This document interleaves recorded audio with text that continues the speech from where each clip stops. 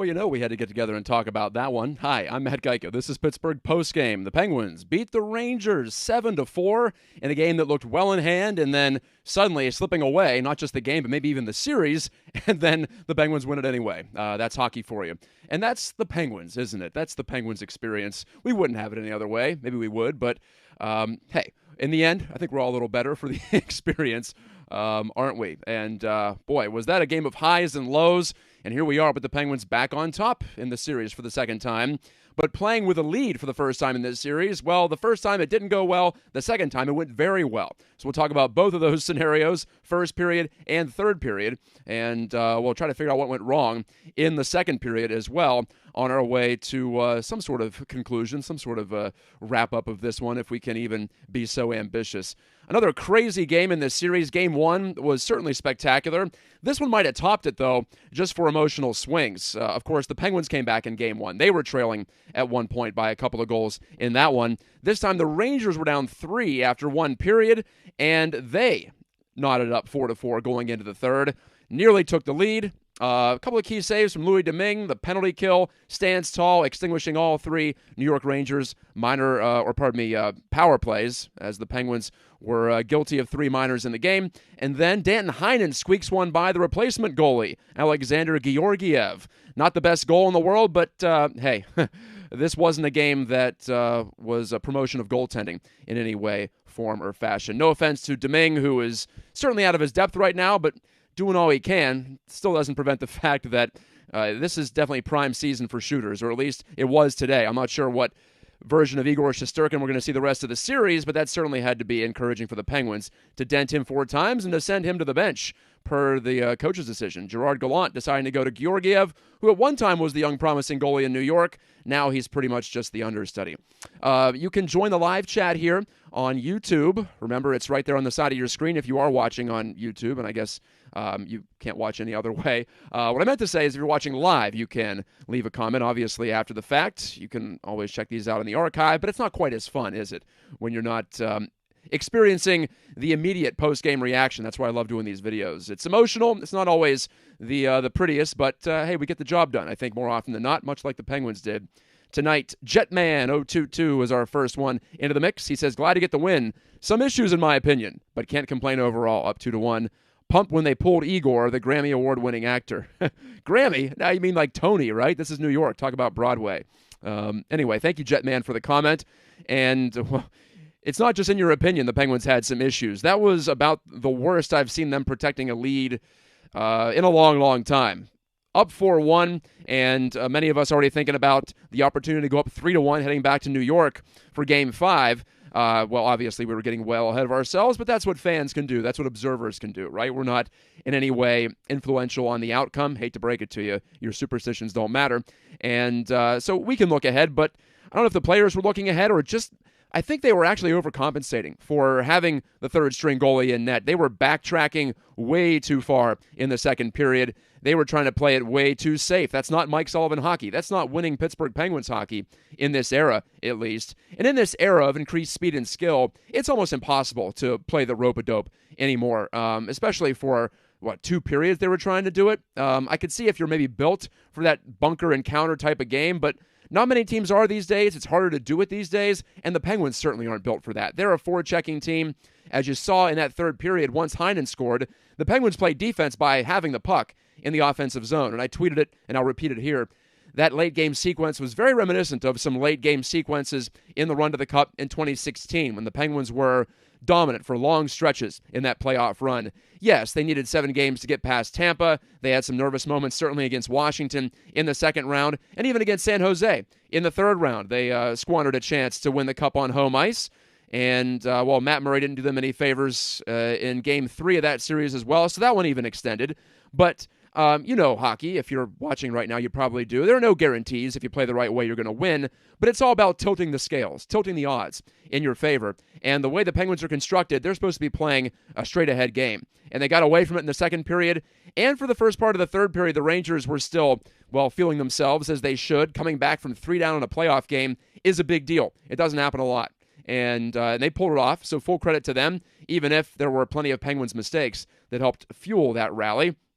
And so the Rangers were riding high early in the third. They got a couple of power plays even. That first power play in the third period, Louis Domingue coming up with some big saves, coming across reminiscent of Marc-Andre Fleury, wasn't it? If we're talking about past playoff runs, past cup runs, that secret service save that Fleury made on Nick Lidstrom to clinch the 2009 Cup. We all remember that. One of the great saves in league history. This one not quite as memorable, obviously, but just as big in the scope of this game. It was 4-4.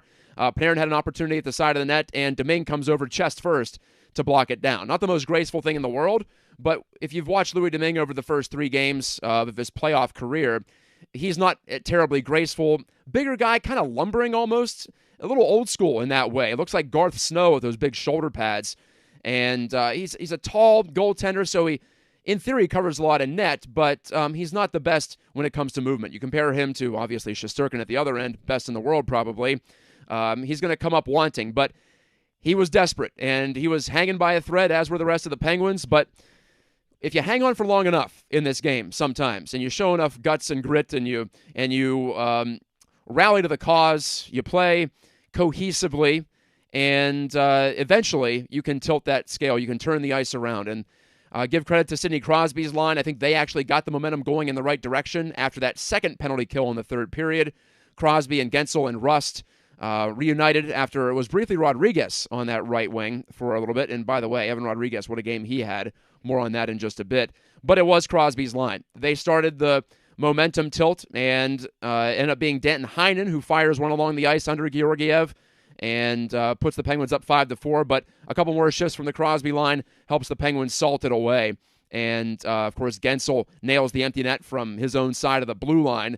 That's huge. I love him taking that shot because the rewards are great. In the past in the NHL, coaches didn't like players to take that shot with a 1-goal lead. But especially a player like Jake Gensel, 40-goal man, maybe the most accurate shooter on the Penguins, he's the guy I want taking that shot. I'd rather him just fire it. And if it's an icing, it's an icing. All right, plenty of comments here. Brian Andrews says, Letang struggling tonight, tired or missing Dumo. Maybe a little of both. You can't take out the factor that Chris Letang played 40-some-odd minutes in Game 1, and they're only getting 1 day off between games, and they're practicing a little bit. I don't know about morning skate. I don't think Letang's taken that at this point.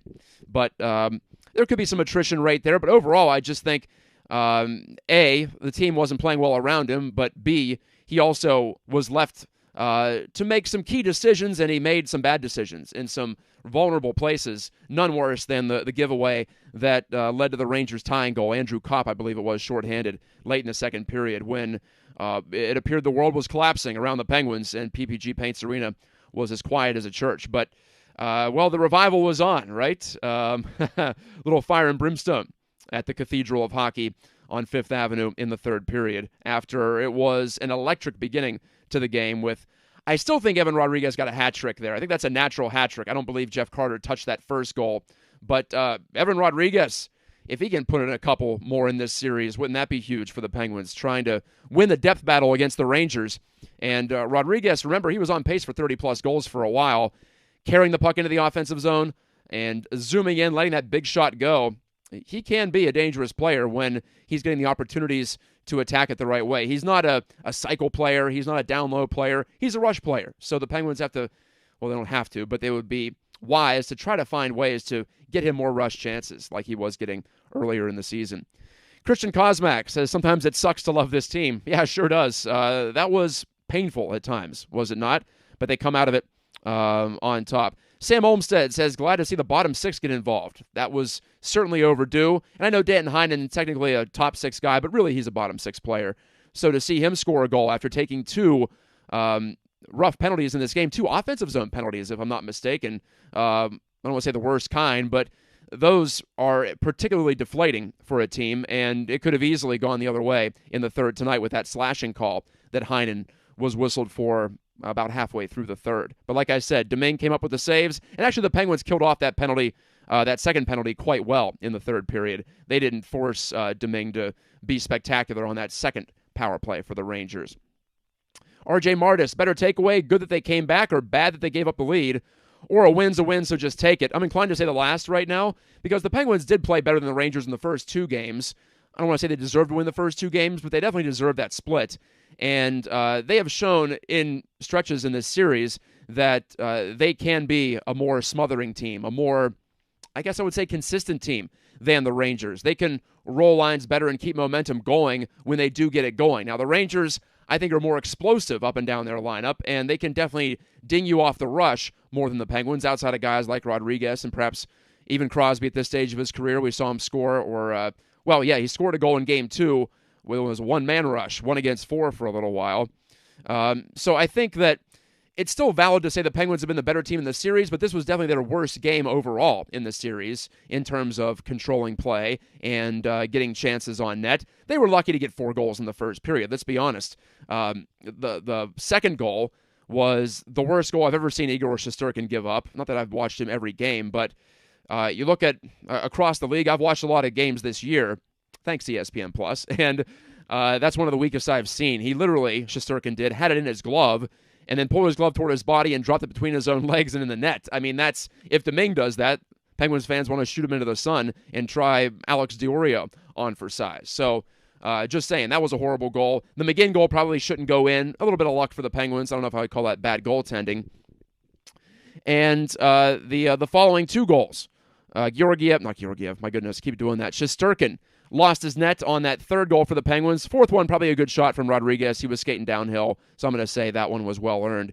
But the Penguins came out of that first period, I think, with just over 1 expected goal, and they put 4 on the board. So in a lot of ways, I hate to say due, because there's no such thing as due in the world of probabilities. Just because you roll snake eyes 5 times in a row, that doesn't mean that you're due to roll boxcars the next time up. It's just every roll is inherently random. It's not quite the same in hockey, but there is a similar effect to where you think you're due to break through, but in actuality, you still have to do the work, and you still have to finish your chances in the case of the Penguins, and they have not finished their chances very well at all this year. So it wouldn't take that much of a tick back in a positive direction, a little positive regression here to the mean for the Penguins, for them suddenly to look like an offensive juggernaut. Not quite Avalanche level, but what you saw today, they scored 7, the Avalanche scored 7.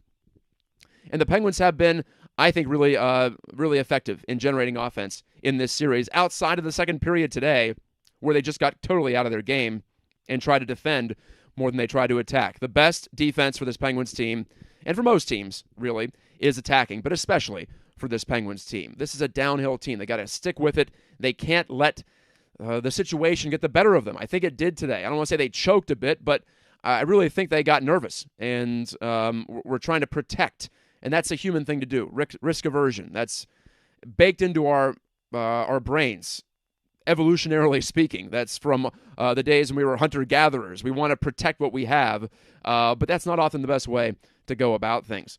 Walt Flanagan says, second period notwithstanding, damn, this is a wild playoff. Also, the top PP unit needs to be fired into the gosh darn sun. I think that's my one big negative from this game, actually, because I think the Penguins did learn a valuable lesson here today, and you might say they should have known that already, but it helps, and they're like all of us. Sometimes we keep falling into the same traps as human beings. I think it happens when you're under pressure as well. First round of the playoffs, some big games here, elevated atmosphere. So I guess I can forgive the second period in that way, but I can't forgive what the first power play unit was doing. They were just making dumb decisions, and it was giveaways, it was overpassing. It's all the bad stuff that we've seen from this top power play unit this season. And I know they've had their moments, and for a while this year they were clicking at a pretty good rate, but they've fallen off recently, and they've just been disappointing in this series. Even the much-maligned PK has been better than the power play in this series. And I wonder if Mike Sullivan and Todd Reirden go back to the drawing board in terms of personnel, in terms of formation or strategy. Something's got to be different, because the power play did not generate that much momentum for the Penguins, even though they scored on 2 of them. It was both times at the end of the power play with the second unit on. I don't want to say they need to start the second unit or do anything drastic like not putting Malkin or Letang on the top unit, but maybe it's time for a drastic change to try to make something happen there, because they were fortunate to get 2 power play goals today, honestly, and they gave up the shorty as well.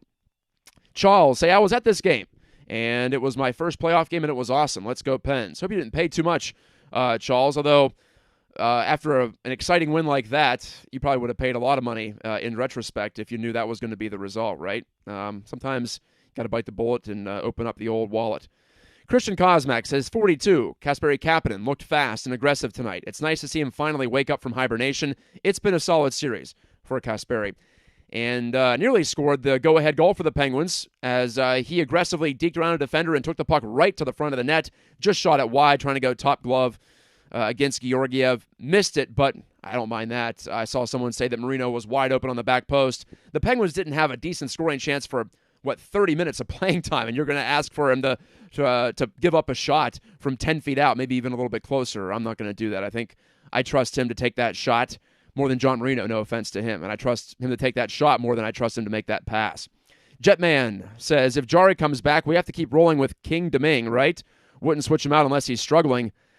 Isn't he kind of struggling, though? I don't know. I didn't like the Panarin goal tonight. Didn't love the Kakko goal, although that was much closer to the net, and Domingue had to slide over on that one. So I think I can forgive the Kakko goal, in fact, in retrospect. But if Jari comes back, you got to go back to him. He's your number one guy. He's the guy who's been with you all year. And, in fact, he's put together a nice 3-year run of an NHL track record outside of last year's playoffs. You might say, well, that's the reason not to go back to him. But let's be honest. Louis Domingue is an AHL goalie. He's a tweener at best, a guy who can bounce up and maybe play a couple of games for you, and then you send him back down when you get healthy or you find somebody else. So I would switch at this point. I know that Domingue has won 2 out of 3, but Jari is just the more talented goalie, even if he's coming off a broken foot. I suppose it depends on how honest Jari is with the training staff and how well his rehab is progressing since, well, this it's a tricky situation, no doubt, and a foot is a particularly tricky injury for a goalie in this day and age. So much pushing off back and forth is required in playing this position well. Walt Flanagan says, Louis is playing well enough, but he is also magic beans. He isn't costing them games, but he isn't winning games either. That's the way I feel. I still feel like the Penguins have played overall better than the Rangers in this series. And, Domingue has made some key saves. And like I just said, he came up with a big one on Panarin there in the third period. And a couple of others, in fact. It's a nice story, but he's not the guy that's going to take you to the promised land or even to the second round, I don't think. Now, I could be wrong. Maybe the Pens don't even need to go to Jari here. We'll see how the rest of the series ends up. But, at this point, I would go back to Jari whenever he is available, whenever the training staff does clear him for full action. And, of course, we haven't gotten there yet. Jari did practice this morning at the morning skate, but that's just a morning skate. I guess we'll see about tomorrow as we prepare for Game 4 at PPG Paints Arena on Monday. Let's check out the tweets, see if there's any out there right now. Lemieux67 says, that might just be my favorite kind of Sid. Sid stunting on him is what I said with Crosby's between the legs pass to Jeff Carter. Hey, Jeff Carter, he was involved with a couple of goals today. With Crosby's between the leg pass for the empty netter to make it 7-4. Well, I don't want to say he was showing off. I got a chance to watch Crosby practice a lot when I was covering the team in person, and he does stuff like that every practice. It's not even really out of the ordinary at all. It's just something he does. His hand-eye coordination and the smoothness with which he pulls off some of these maneuvers around the net, it's unparalleled. Maybe now by Trevor Zegras, but he's more of a nifty guy. Sid brings more of the power and the precision, and there it was, it was all precision with letting the puck go between his legs before he dished it over to Carter. And Crosby now with, 197 playoff points, passes Paul Coffey. He's in the all-time top 10. Next stop is Jaromir Jagr, who has 201. And, Jagr's not getting any more, so Sid can pass the flat-footed number 68 very soon with another couple of big games like he's had in this series. Sid deserved at least a point in this one, so I'm glad that he racked up assists on the 2 empty netters the Penguins scored. Jeff Carter, let's not be fooled by, I think he was credited with the goal that Shesterkin mishandled in front of the net and dropped between his own legs. Somehow Carter got credit for that one. I thought it was Evan Rodriguez. I didn't see any evidence that it touched Carter on the way through. For me, that first period was more about Rodriguez taking advantage of chances. And also, Brock McGinn, too. I've been critical of him this year. And I guess it doesn't really necessarily change, but he's shown at times in this series that being one of the Penguins' strongest skaters, that's going to make him stand out against a fast team like the Rangers. So a guy like him can have a bigger impact in a series like this, I think, than maybe in some others that are more station-to-station, zone-to-zone. Jason, also known as Prem1186 on Twitter, says, for as bad as they played with a 3-goal lead, and they did play bad, they've been unreal since the Heinen goal. This was still when the game was going on. The forecheck, the back check, just beautiful stuff. They did it all, didn't they? And Bryce Salvador noted on the telecast, and it was pretty evident to see as well if you were looking for it, the Penguins weren't forechecking with 3 guys. The Penguins never default forecheck with 3. They forecheck with 1, then the second guy can join if he senses something is afoot, and then the third forechecker is not supposed to be that aggressive, honestly. It's not a terribly aggressive initial forecheck for the Penguins. But once they get it going, then it can be overwhelming. And in that case, protecting a lead, yeah, you still want to force the Rangers to one side or the other, try to make them change sides, get a little bit slower. Remember, the Rangers want to get it north quickly. They want to rush the puck. So if you can just force that first change of direction, that can mean a lot when it comes to slowing them down. Last 5 minutes of that game, did the Rangers have one decent rush into the zone? I don't think they did. And so the Penguins locked down and committed to that. Now, maybe they can't quite do that the whole game, and they can't quite do it when they're trailing, obviously. But when they're leading, that's exactly how they should have been playing in the second period. Maybe not that much intensity. You can only keep up that intensity for so long. But that's how they're supposed to play. I think they reminded themselves of that. Hopefully the coaching staff was trying to remind the players of that too, because that's as good as they've defended a lead in a long time, maybe in 6 years. That 2016 team, I still look at that as the ultimate Mike Sullivan team. His first year in charge, maybe the message was a little fresher then and a little easier to buy into all the time. I don't know. Maybe the team was better suited for that personnel-wise at the time. I don't know. But that's what it looked like to me, and that is a very promising sight indeed. Again, you can find me on Twitter at Matt Gajtka. It's right there at the top of the screen. My name, Mattgajtka. Yes, that's really how it's spelled. Means man who lives in the woods in Polish. I once got that analyzed, so I don't know what that means to you. Doesn't mean much to me, I suppose. But hey, that's where that one comes from. So blame the old country if you have trouble spelling that ever. And my in-laws still do, so no offense if you can't quite get it right. You pronounce it Gajtka, though. Gajtka, like Geico, I suppose, but with an A at the end. Sweeps McCool on Twitter commented and said, the beautiful game, when I said that it was the worst game the Pens have played in the series, but they lead in the series now after winning that game. That's hockey, isn't it, sometimes? And in the playoffs, it comes down to one or two moments. And in the third period, we saw a couple of those that turned the tide in the favor of the Pens for good. And if they can win a game like that, where for at least half the game they're on their heels completely and the Rangers were dictating terms, then I don't know if you can call it a stolen game, because when you lead 4-1, you shouldn't have to steal a game. But in some ways, it does feel like it, doesn't it? Because they were looking as bad and as down and out as we've seen them, even considering some of these late-season really desultory performances that they had before the playoffs began. This was even more discouraging because they did so much good in the first period, and they were playing well, and they had a big lead, and they just went away from it. So, hey, at the time, I understand that a lot of you were distraught, and I was wondering what's it going to take to turn them around.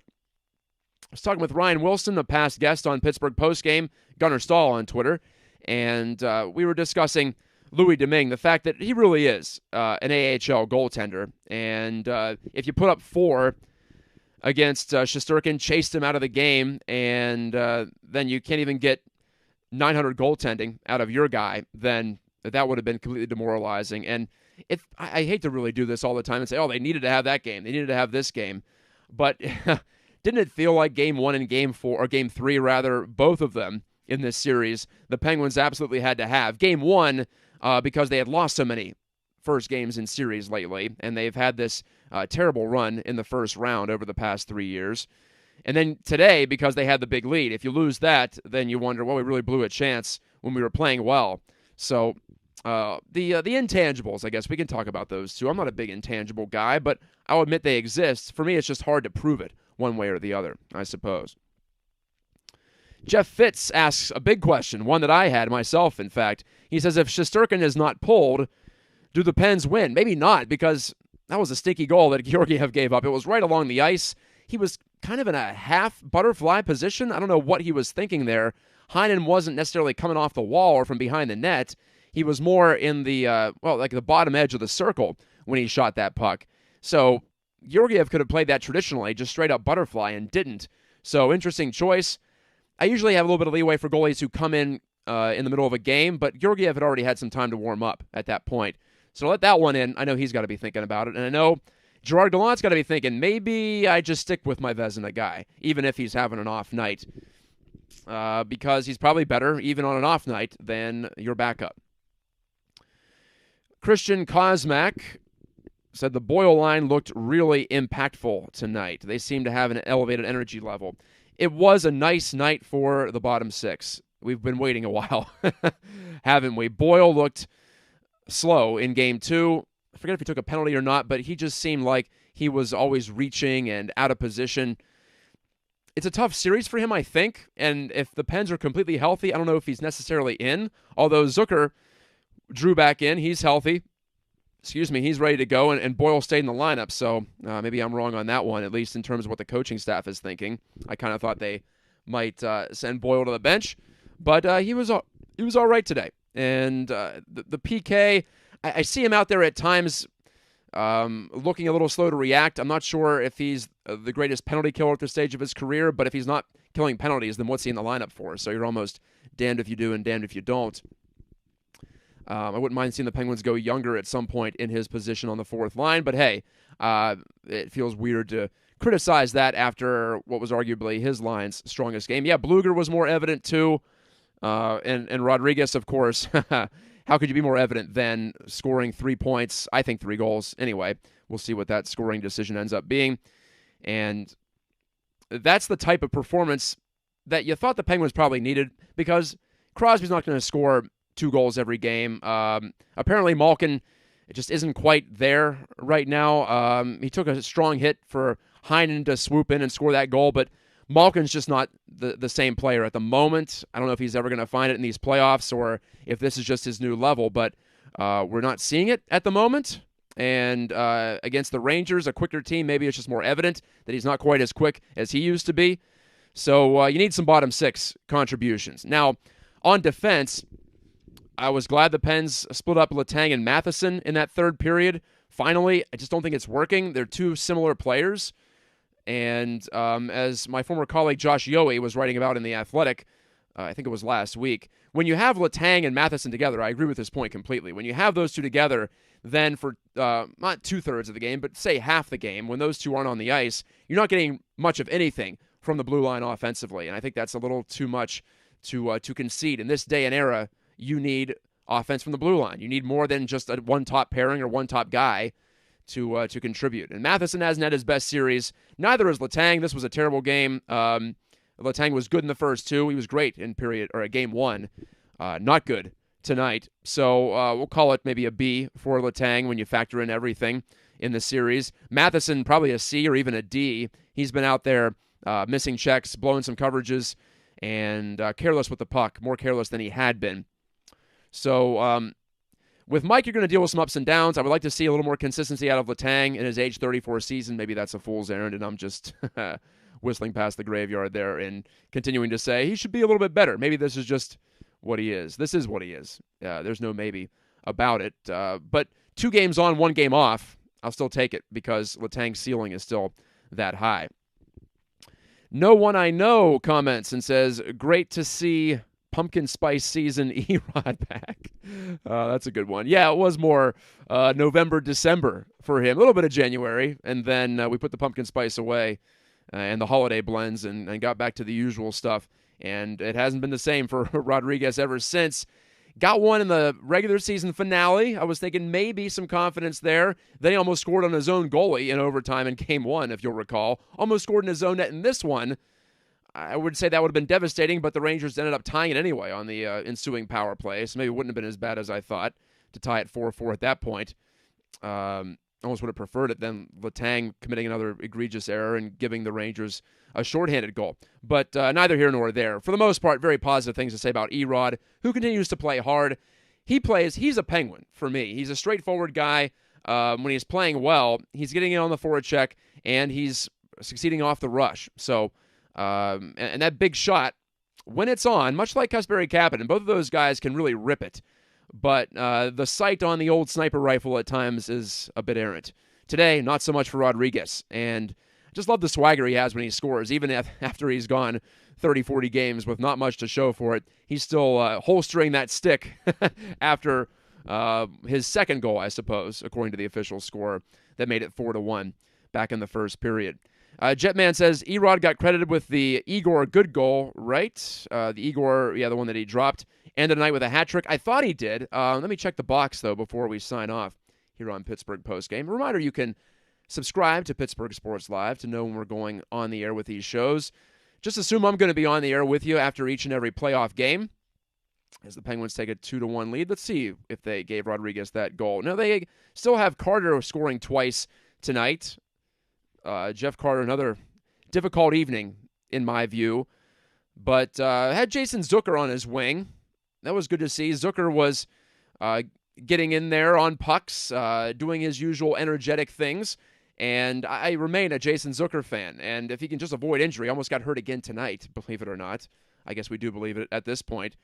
Tonight he was a -1, but whatever. I think he played well, even if it wasn't just 13 minutes, as the Penguins don't try to overburden him here. But Zucker's an important player because he's a Penguin-type player, too.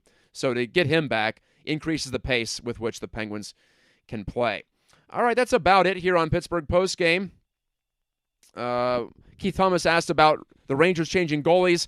I thought it was a mistake, honestly, just because of how good Shesterkin is. Not that Georgiev's bad, but I'd just rather go with the guy in the NHL this year. A guy's going to get Hart Trophy votes, or did get Hart Trophy votes, I'm sure, for league MVP. And Walt has a closing statement. Isn't it coincidental that Erod's goal scoring dried up around Christmas, which was when the team stopped playing a simple, highly effective game? There could be a lot to that. Because like I was saying, Rodriguez is served off the rush. And he's served when they are playing a more simple game. He's not the type of guy who's going to excel when he's passing it across the slot and trying to pick apart defenses. No, he's a straight-ahead guy. So I think a lot of times we conflate individual slumps for team slumps and vice versa, because hockey is such a team game. And if you ever played it, you realize that you can't do anything on your own, unless you're Sidney Crosby, I suppose, once in a while, or Cale Makar, or one of these luminaries. But for the most part, you need support. And that's why it's not a game where superstars can necessarily dominate all the time. It's not basketball, because you need that help, and especially if you're a role player like Rodriguez. So I think there's a lot to that, Walt, for sure. And Devin Wolf, I want to make sure I say hello to him. Thanks for the comment. Even though we won, man, did Letang frustrate me, Devin says. Love the guy, but man, he cannot be doing this during this time. The Pens need better leadership from him more consistently. He led by example in Game 1 in a big way, and it was great. I was the first one to say, awesome game from Letang, and hey, kudos to him. Well, tonight we have to be just as honest and say bad boy, and send him back to back to the corner, back to his cage, I suppose. And I hope he learns his lesson for next time. I kid, I joke. Thank you for watching Pittsburgh Postgame. This has been great to talk to you. Look at that final score below me, 7-4. The 90s are back, early 90s, late 80s. Wouldn't that be fun if we saw more and more of these high scores in the playoffs? Hey, we had 28 combined goals in the first 3 games today. Caps beat the Panthers 6-1. Yes, the Caps beat the Panthers 6-1 to go up 2-1 in their series. And the Avalanche ended up blowing out the Predators 7-3. Avs up 3-0 as the top seed out west.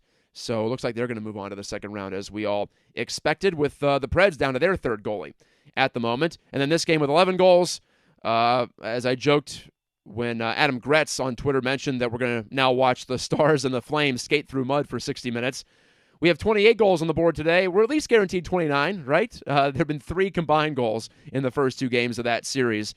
Stars and Flames tied 1-1, now returning to Dallas, or going back to Dallas for Game 3. And one of those 3 goals in the series has been into an empty net. So, wow, I'm glad we're watching this series and not that one, even if it causes some palpitations and some angina across Penguins country, far and wide. I had a blast watching the game. In the end, I guess all is well that ends well. Back at it on Monday. Talk to you then on Pittsburgh Postgame.